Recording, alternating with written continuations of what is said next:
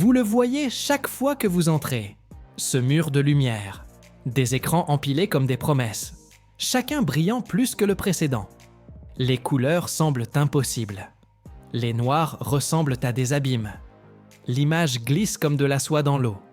Et quelque part, dans votre poitrine, quelque chose bascule. Vous pensez, c'est celui-là. C'est enfin celui-là. Mais voici ce que personne ne vous dit. Cet écran dont vous êtes en train de tomber amoureux, il joue un rôle. L'éclairage au-dessus, soigneusement conçu. Le contenu qui y défile, trié sur le volet. Les réglages derrière la vitre, poussés bien au-delà de tout ce que vous utiliserez jamais chez vous. Ce n'est pas une salle d'exposition, c'est une scène. Et vous êtes le public pour lequel ils ont répété. Arrêtez, n'achetez pas cette télévision. Pas encore. Pas avant d'avoir compris ce que 2026 cache derrière la luminosité. Car cette année, les pièges sont plus discrets, les défaillances sont plus lentes. Et quand vous remarquez que quelque chose ne va pas, le ticket de caisse est depuis longtemps perdu. Chaque année, les écrans deviennent plus intelligents. Mais les décisions, elles deviennent plus difficiles. C'est étrange quand on y pense. Comment quelque chose d'aussi simple, regarder une histoire se dérouler dans son salon, est devenu si compliqué. Il fut un temps où choisir une télévision signifiait une seule chose. Est-ce qu'elle s'allume? Est-ce qu'elle affiche une image? Est-ce qu'elle passe par la porte? Maintenant, cela signifie naviguer dans un labyrinthe construit par des gens qui profitent de votre confusion. Mini LED, QD OLED, Neo QLED, QNED. Les noms se confondent comme la pluie sur un pare-brise. Chacun prétend être l'avenir. Chacun promet ce que le précédent n'a pas su offrir. Mais personne ne s'arrête pour poser la vraie question. Que se passe-t-il quand la démo se termine et que la vraie vie commence? Imaginez un salon, pas celui de la publicité. Un vrai. Il y a une couverture en boule sur l'accoudoir. Une tasse de café qui refroidit sur la table basse. La lumière de l'après-midi traverse le rideau, selon un angle qu'aucun ingénieur n'a jamais prévu. Un enfant est assis par terre, distrait par quelque chose sur le tapis. Quelqu'un attrape la télécommande. Et pendant les 2 prochaines heures, cette pièce devient autre chose. Un cinéma, un refuge, un endroit où les histoires vivent et respirent. C'est là que votre télévision existe vraiment. Pas dans une salle d'exposition à température contrôlée. Pas sous un éclairage calculé pour flatter chaque pixel. Elle existe dans le chaos, dans l'interruption, dans la vraie vie. Et la plupart des télévisions de 2026 ne sont pas conçues pour la vraie vie. Elles sont conçues pour gagner 5 secondes de votre attention dans un magasin. Elles sont conçues pour impressionner, pas pour durer. Mais vous ne cherchez pas 5 secondes. Vous cherchez 5 ans, peut-être plus. Vous cherchez l'écran qui sera là quand votre fille regardera son premier film d'animation. Quand vos amis se réuniront pour le match que personne ne veut manquer. Quand vous serez assise seule à minuit, n'ayant besoin que de bruit pour calmer votre esprit, ces moments comptent. Et la télévision que vous choisissez les honorera ou les trahira. Alors laissez-moi vous montrer ce qu'ils ne mettent pas dans les brochures. Le problème thermique. Chaque année, les télévisions deviennent plus fines. Les entreprises le célèbrent comme une victoire. Regardez comme c'est mince. Regardez comme c'est élégant. Mais fin signifie autre chose. Fin signifie moins d'espace pour que la chaleur s'échappe. Et la chaleur, c'est ce qui tue lentement l'électronique. Plusieurs modèles haut de gamme sortis cette année. Ils portent un secret. Après des mois d'utilisation, la luminosité commence à baisser. Pas à cause d'un réglage. Parce que la dalle se consume de l'intérieur. Les entreprises ont testé ces unités. Elles ont vu les données thermiques. Elles les ont expédiées quand même. Parce que fin gagne des prix. Fin se photographie bien. Fin se vend. Et quand votre image commence à s'assombrir, le modèle suivant est déjà sorti. Vous n'êtes plus un client. Vous êtes un cycle. Un tour prévisible de profit et d'obsolescence programmée. Ils savent exactement combien de temps la magie dure. Et ils conçoivent le remplacement avant même que vous n'ayez déballé le premier. Ensuite, il y a le logiciel, la couche invisible qui fonctionne derrière chaque pixel. En 2026, votre télévision n'est pas qu'un écran, c'est une machine à données. Chaque émission que vous regardez, chaque pause, chaque passage, tout est collecté, empaqueté, vendu. Certaines des plus grandes marques au monde, elles gagnent plus d'argent avec vos habitudes de visionnage qu'en vous vendant le matériel. Ce n'est pas une conspiration, c'est le modèle économique. Ils vendent la télévision bon marché et se rattrapent en vous regardant regarder. L'interface est lente exprès. Elle vous pousse vers certaines applications. Elle recommande du contenu de partenaires qui ont payé pour être là. Votre télévision ne vous appartient plus. C'est un panneau publicitaire que vous avez acheté et accroché dans votre salon. Le pire, c'est que la plupart des gens ne le voient jamais, ne le voient jamais. Ils pensent que le système est juste lent. Ils pensent que les suggestions sont juste mauvaises. Ils ne réalisent pas que toute l'expérience est conçue contre eux. C'est le coût invisible de chaque téléviseur intelligent bon marché de 2026. Vous payez moins à la caisse et vous payez plus avec votre attention, pour toujours. Mais laissez-moi être honnête avec vous. Tous les écrans ne sont pas des pièges. Il existe encore des ingénieurs qui se soucient. Encore des entreprises où la qualité gagne les débats en salle de réunion. Encore des télévisions conçues pour vous servir, pas pour vous exploiter. Le problème, c'est de les trouver. Et les trouver signifie savoir de quoi s'éloigner d'abord. Alors parlons de ceux qui sont déguisés. Les QLED d'entrée de gamme, vous les avez vus. De grandes boîtes avec des mots en gras. Point quantique, couleurs vives, expérience cinématographique. Ça sonne cher, ça sonne premium. Mais la technologie à l'intérieur raconte une autre histoire. Ces modèles d'entrée de gamme, ils utilisent des dalles à rétroéclairage périphérique. Pas de full array, pas de mini LED, juste une fine bande de lumière le long des bords. Qu'est-ce que cela signifie pour vous? Cela signifie que le centre de votre écran sera toujours plus sombre que les coins. Cela signifie que les scènes sombres paraîtront grises au lieu de noires. Cela signifie que ce film que vous avez attendu des mois semblera plat. Les entreprises le savent. Elles étiquettent soigneusement. Elles enterrent la vérité dans des spécifications que personne ne lit. Et dans la salle d'exposition, elles ne diffusent que du contenu lumineux. Des couchers de soleil, des feux d'artifice, des villes néons la nuit. Elles ne vous montrent jamais les ombres. Parce que les ombres révèlent tout. Ensuite, il y a l'OLED, la technologie que tout le monde qualifie de belle. Et elle l'est. Les noirs sont absolus. Le contraste est infini. Chaque pixel contrôle sa propre lumière. Mais il y a un prix qu'il n'annonce pas.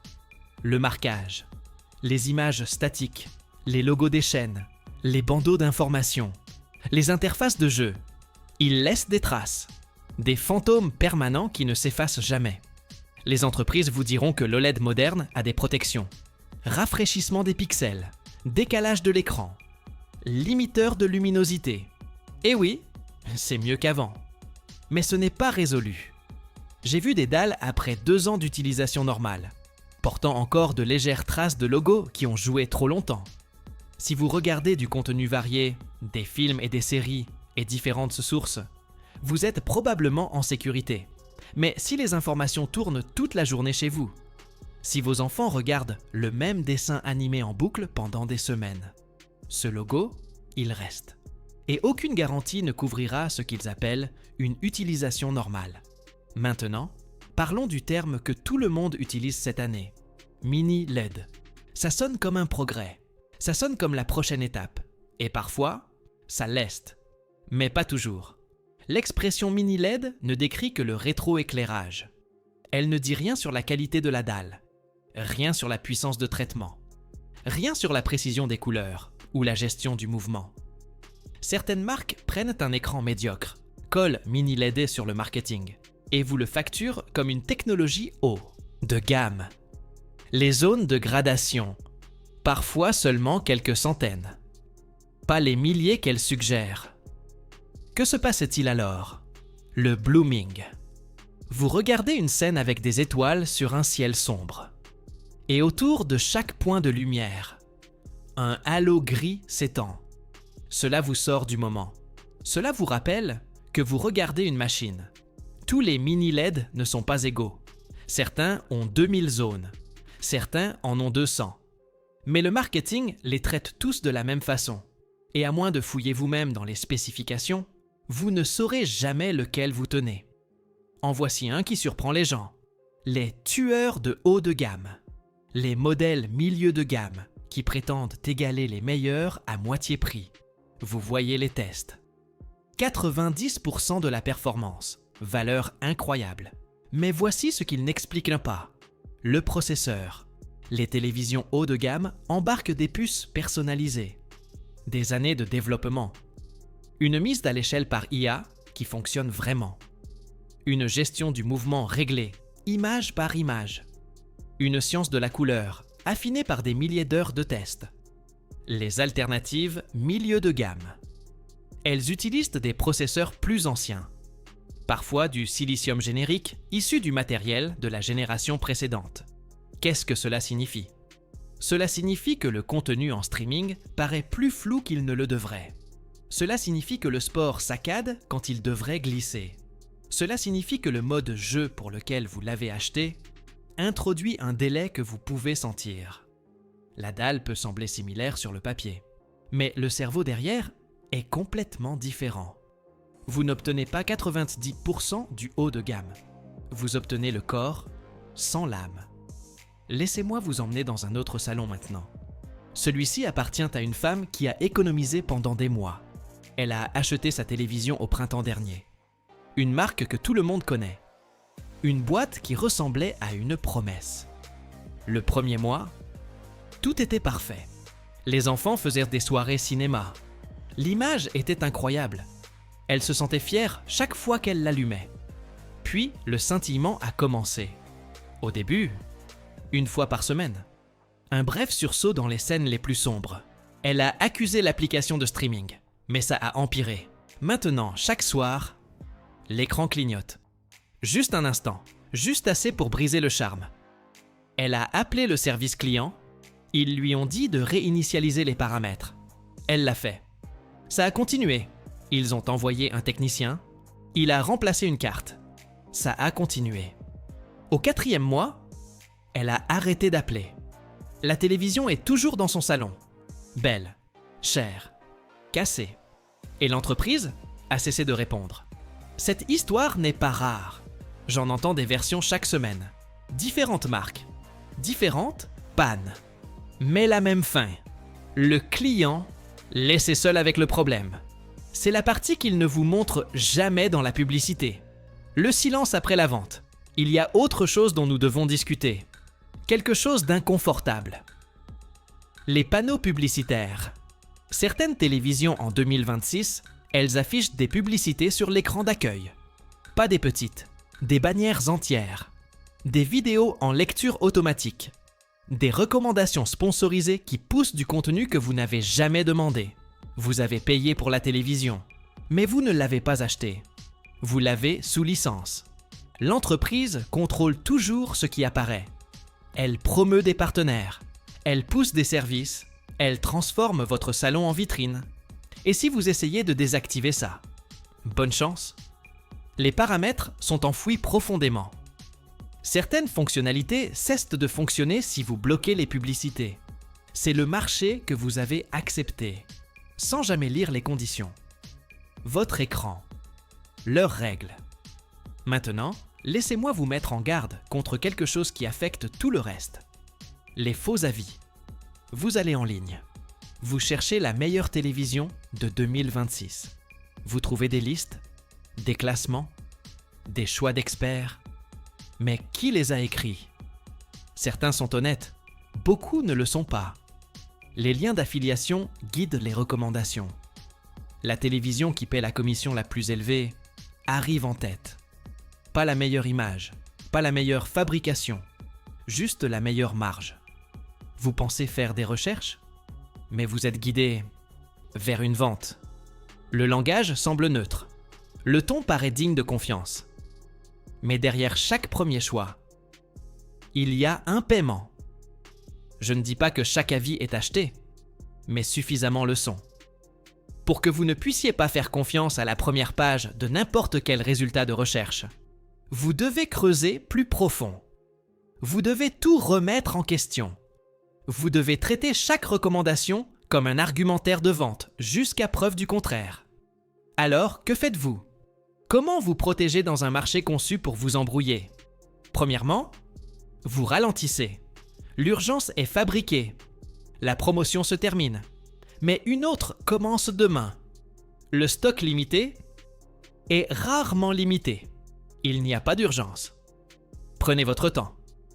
Deuxièmement, vous ignorez l'image de la salle d'exposition. Allez-y pour voir la taille. Allez-y pour toucher la fabrication. Mais ne faites jamais confiance à ce qui joue sur cet écran. C'est une performance, pas une promesse. Troisièmement, vous trouvez de vrais propriétaires. Pas des influenceurs avec des codes d'affiliation. Pas des testeurs qui ont reçu l'unité gratuitement. De vraies personnes qui l'ont acheté il y a 6 mois. Trouvez les forums. Trouvez les fils de plainte. Trouvez les problèmes dont personne ne parle dans les articles de lancement.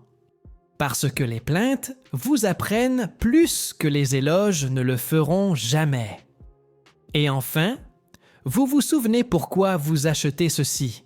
Pas pour les spécifications, pas pour vous vanter, pas pour le cadre le plus fin ou la luminosité maximale la plus élevée.